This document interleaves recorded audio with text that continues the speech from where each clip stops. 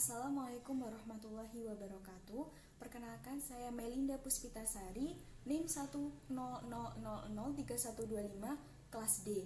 Di sini saya akan menjawab beberapa pertanyaan ujian akhir semester mata kuliah akhlak dengan dosen pengampu Bapak Nurholis SAG MPD.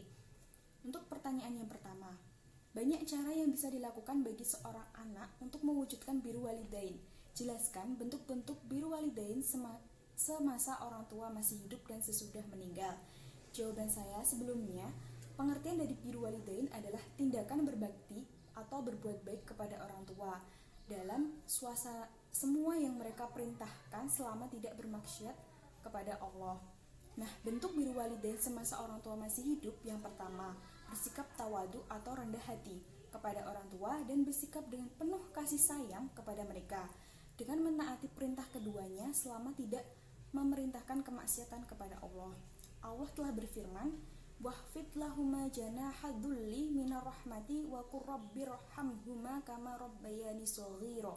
Artinya, dan rendahkanlah dirimu terhadap mereka berdua dengan penuh kesayangan dan ucapkanlah, "Wahai Tuhanku, kasihilah mereka keduanya sebagaimana mereka berdua telah mendidik aku waktu kecil."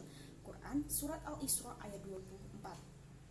Perintah biru walidain yang lain juga tercantum dalam surat An-Nisa ayat 36.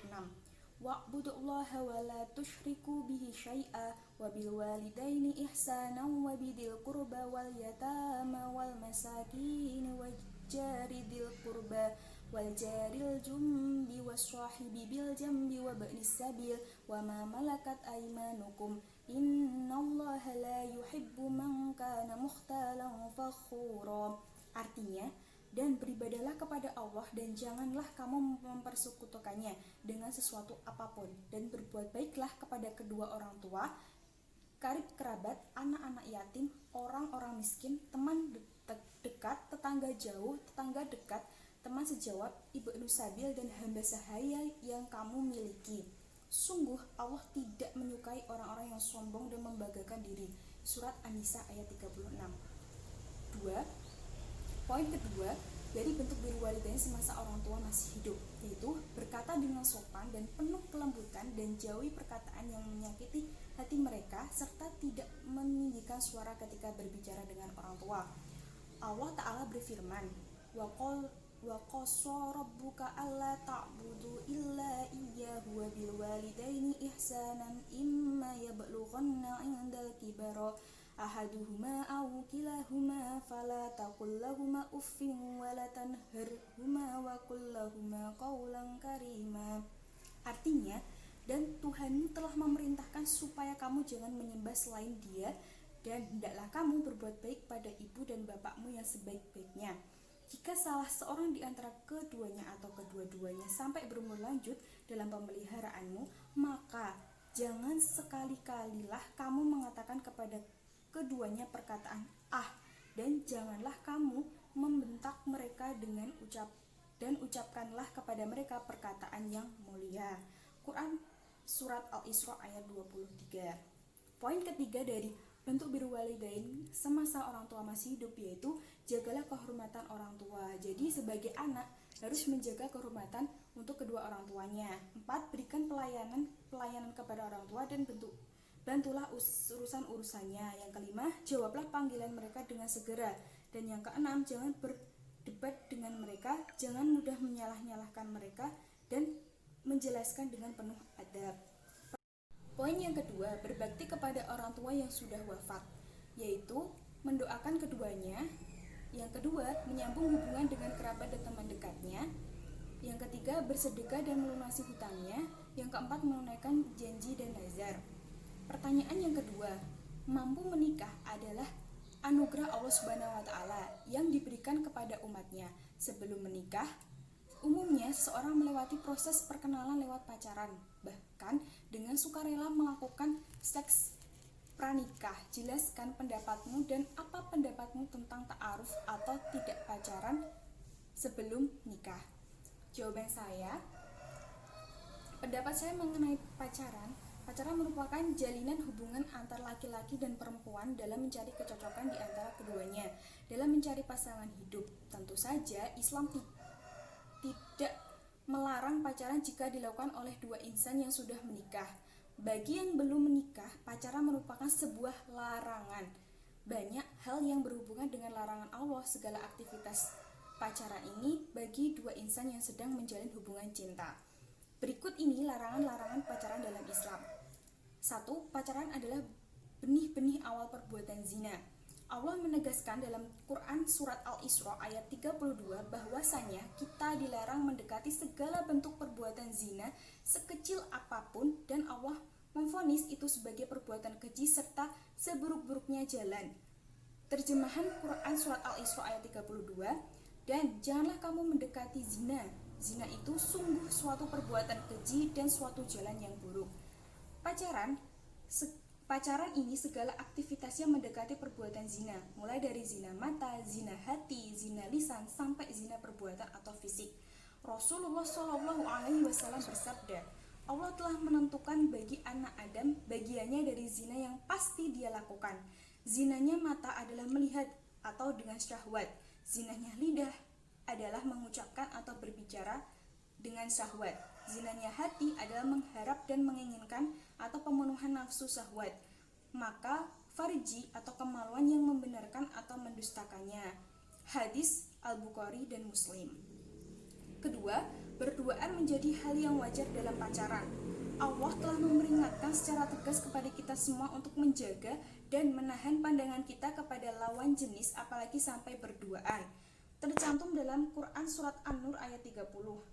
Katakanlah kepada orang laki-laki yang beriman, hendaklah mereka menahan pandangannya dan memelihara kemaluannya. Yang demikian itu adalah lebih suci bagi mereka. Sesungguhnya Allah Maha mengetahui apa yang mereka perbuat. Dan tentang berduaan ini, Rasulullah SAW pun melarangnya dengan tegas. Sabda beliau, janganlah sekali-kali salah seorang di antara kalian berhalwat dengan wanita kecuali dengan mahram. Mutafakun alaih dari Ibnu Abbas. Yang ketiga, larangan pacaran dalam Islam. Suara wanita adalah aurat. Wanita harus menjaga auratnya agar tidak menimbulkan syahwat kepada lawan jenisnya dengan cara memancing-mancing lawan jenisnya dengan suara yang lembut untuk merayu atau bercanda yang dapat memicu syahwat lawan jenisnya.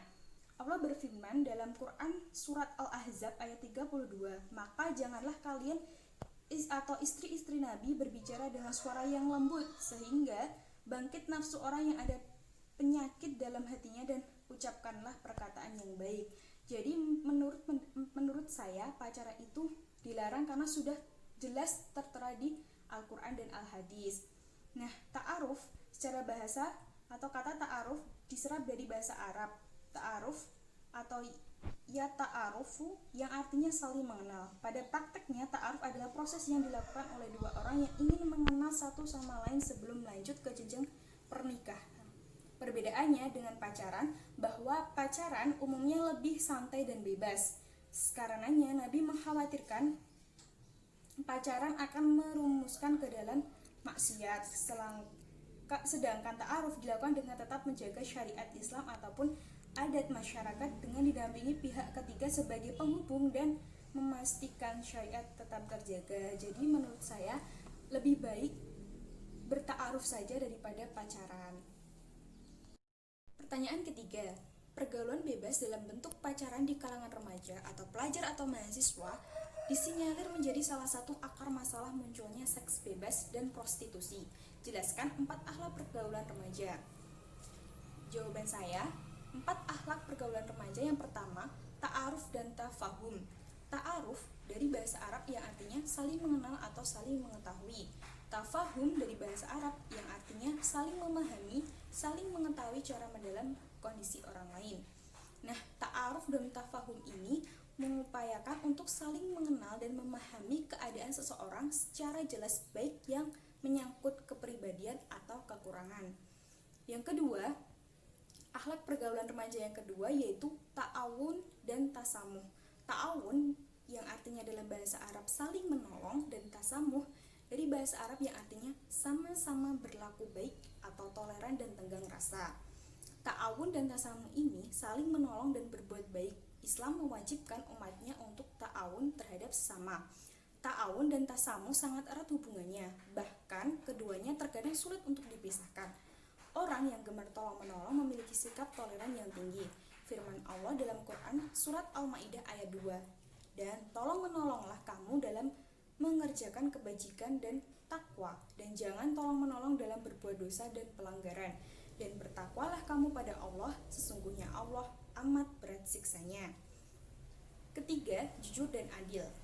Jujur yaitu lurus hati atau tidak curang dan berbuat sebagaimana mestinya. Sedangkan adil yaitu tidak berat sebelah atau menempatkan sesuatu yang pada tempatnya. Perintah jujur dan adil seperti dalam Quran surat An-Nahl ayat 90. Artinya, sesungguhnya Allah menyuruh kamu berlaku adil dan berbuat kebajikan, memberi kepada kaum kerabat, dan Allah melarang dari perbuatan keji, kemungkaran, dan permusuhan. Dia memberi pengajaran kepadamu agar kamu dapat mengambil pelajaran. Poin keempat, amanah dan menepati janji. Amanah adalah orang yang dapat dipercaya perkataan dan perbuatannya, sedangkan menepati janji adalah berbuat sesuatu sesuai dengan apa yang telah dijanjikan dan diucapkan. Pertanyaan yang keempat, kita sekarang sedang menghadapi kerusakan alam yang sungguh mengkhawatirkan. Untuk menanggulangi kerusakan yang semakin parah, dibutuhkan perbaikan perilaku masyarakat dalam memperlakukan alam. Uraikanlah bentuk-bentuk akhlak terhadap alam. Jawaban saya, bentuk-bentuk akhlak terhadap alam yang pertama, 1. Ihya'al mawat atau menghidupkan tanah yang mati. Menghidupkan tanah yang mati berarti mengupayakan supaya tanah tersebut kembali produktif, karena tanah yang gersang sangat rentan terhadap ancaman banjir dan tanah longsor. Apabila di lahan gersang ditanami pohon, tanah tersebut akan menjadi kuat dan mampu menyerap air saat hujan sehingga tidak mudah banjir dan longsor. Yang kedua, had al-kifayah, menyangkut pengaturan pola konsumsi manusia terhadap sumber daya alam berdasarkan standar kebutuhan yang layak. Harus ada keadilan distributif terhadap akses pemanfaatan sumber daya alam sehingga tidak boleh ada monopoli. Pengelolaan alam yang tidak berakhlak menyebabkan eksploitasi secara besar-besaran yang ujung-ujungnya menimbulkan dampak negatif bagi bencana ekologis. Poin ketiga, membuang limbah di air. Tuhan telah memperingatkan kepada umat manusia agar menjaga kebersihan air, sebab air itu adalah salah satu kebutuhan manusia yang sangat vital. Hal ini sangat kita rasakan terutama di saat-saat manusia itu mengalami musim kemarau yang panjang.